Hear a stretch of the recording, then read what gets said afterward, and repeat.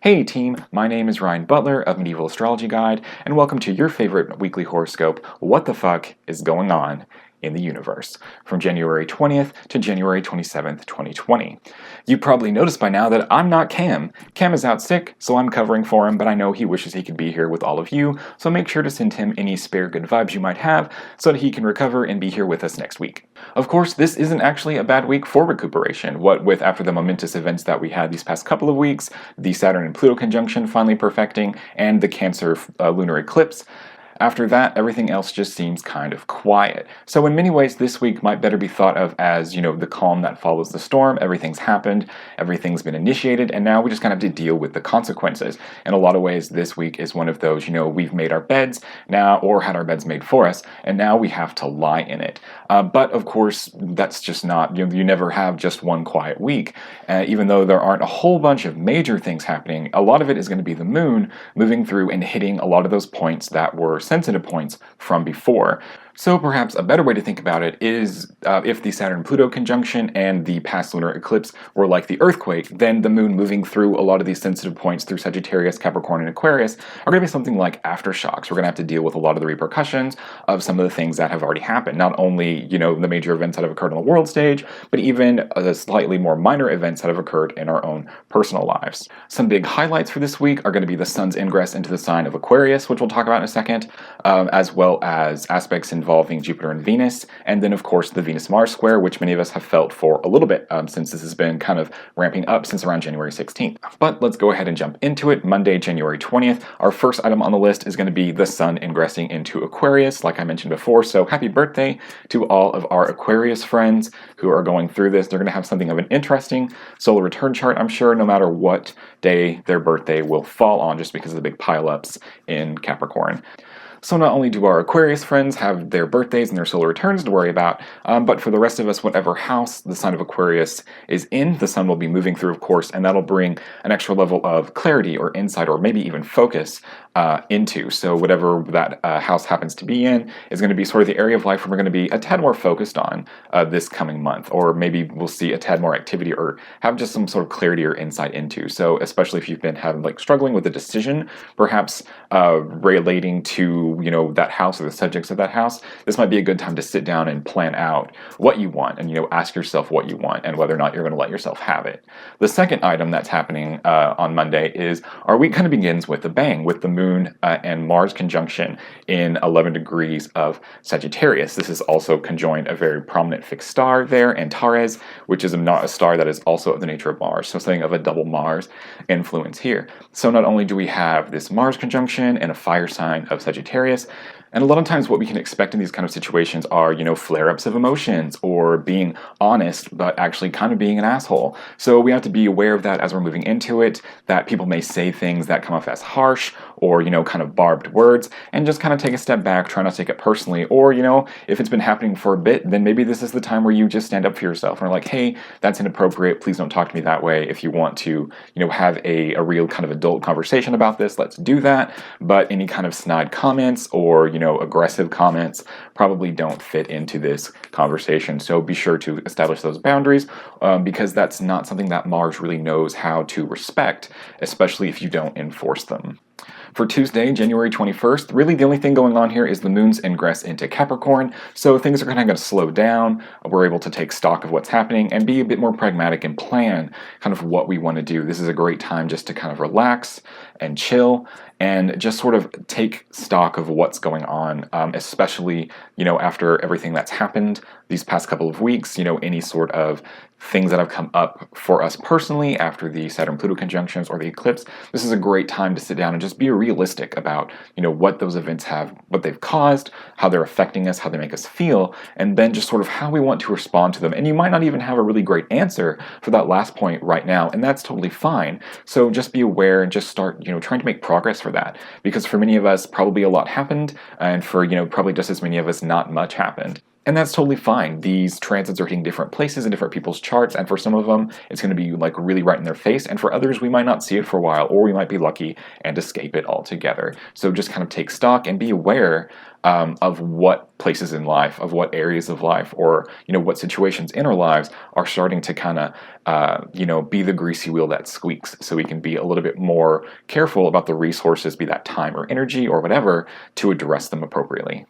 And speaking of getting resources to address things appropriately, on Wednesday the 22nd, we have the moon applying to the conjunction of Jupiter in Capricorn. At the same time, Venus will be sextile Jupiter from Pisces.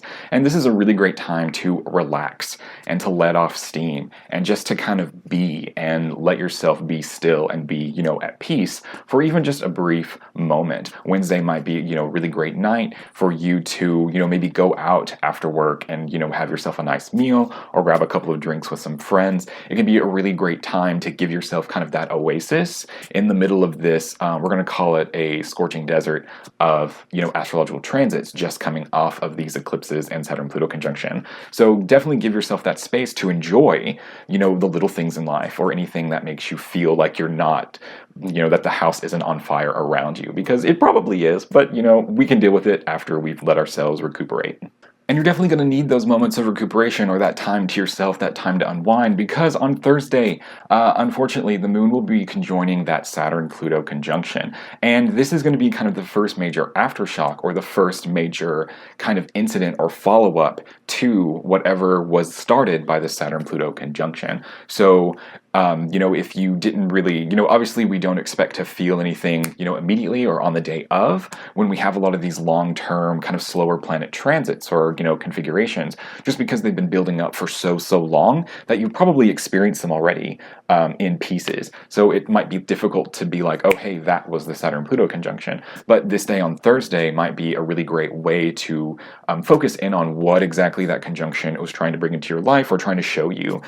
So keep aware of things kind of happening Thursday or around Thursday, Friday, Saturday. Sometimes things take a little bit to kind of come to us, even though their kind of initiatory kickoff period might have been a little bit before. So just kind of stay aware of what's happening then, because we need to be able to respond to it appropriately one way or another. And I'm not saying all this to be like super doom and gloomy, oh, watch out for Thursday. But, just be aware that sometime late this week or this weekend, you might kind of get a clue of what the Saturn-Pluto conjunction was bringing up to you if you haven't already, or you might experience kind of another minor event where this is activated because of this moon conjunction. The moon's kind of stirring it up again.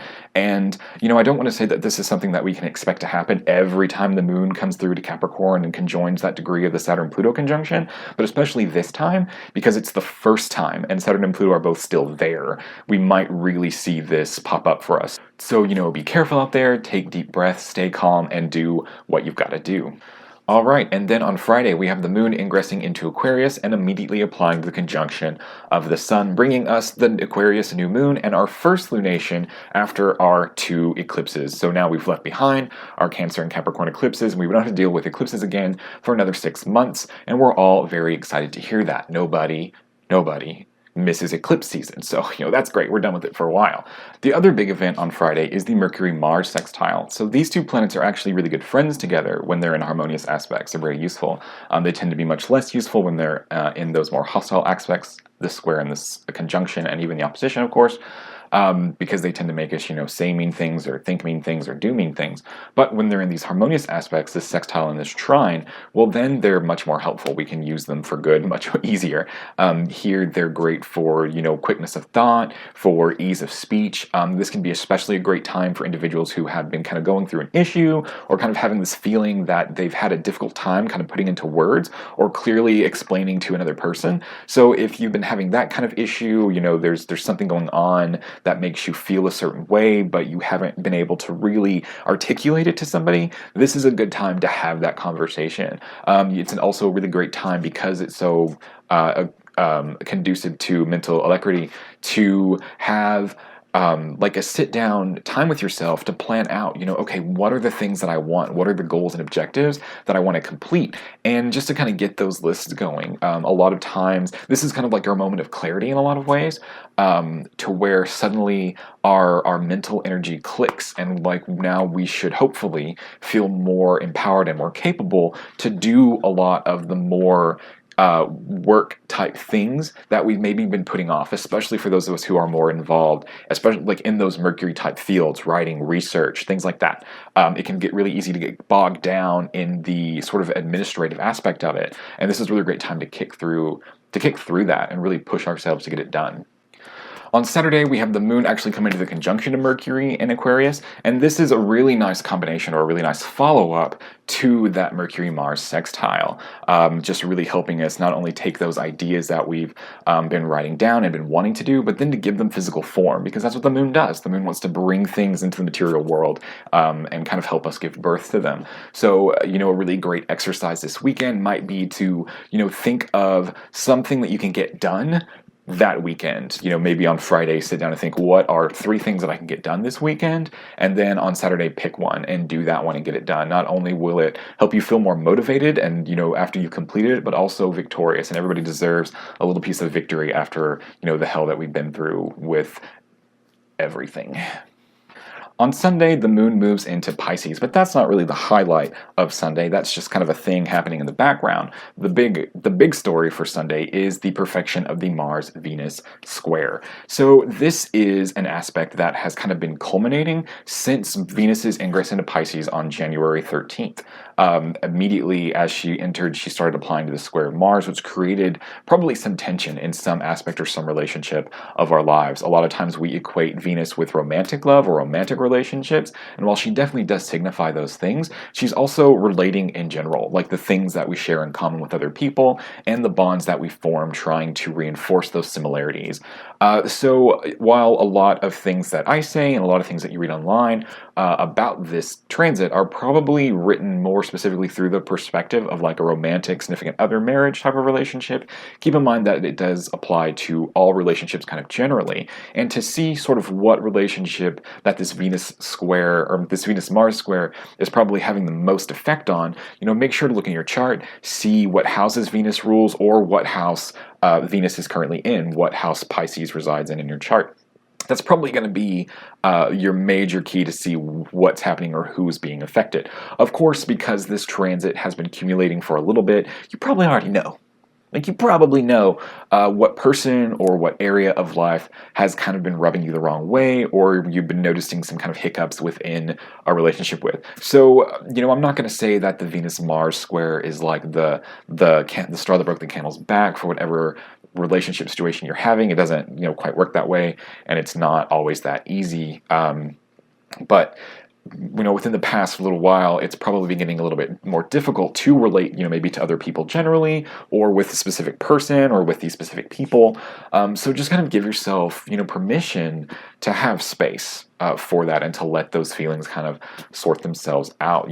I don't really recommend this being the time to sit down and have like a confrontation with somebody who has who you felt you needed to have a conversation with for a while. Like, that should have been done a little bit earlier with the Mercury-Mars sextile. That's probably a much better time to be able to, feel like you can articulate and, have those conversations well and say everything that you mean and mean everything that you say. But by the time we get to, after that aspect has separated, we've lost that support. And so now it's just, hey, here's this Venus-Mars square, now we're going to fight about it. And that's not ideal. Obviously, that's not ideal, unless it is. Don't let me tell you how to respond to your relationship. But for most cases, we are trying to reestablish a connection and reestablish an understanding. And Venus is in her sign of exaltation during all this, so the desire or the power of similarity, of coming together, of mediation is much stronger than the power of division and separation that Mars represents. So, keep that in mind, that this is something that can be overcome, that, can be dealt with, and that a relationship can be made stronger after it goes through this period of, fire. So just, take it easy, forgive yourself and forgive everybody else, and be willing to, to have that moment of forgiveness. Monday, January 27th is all about Neptune, and that's actually kind of unfortunate given it's immediately following behind this Mars-Venus stuff. So not only does the Moon conjoin Neptune on Monday the 27th, but also Venus conjoins Neptune, and then Mars squares Neptune. So just everybody who was just involved with that whole, Mars-Venus stuff is going to be following up right with Neptune. Finally, Monday, January 27th is all about Neptune.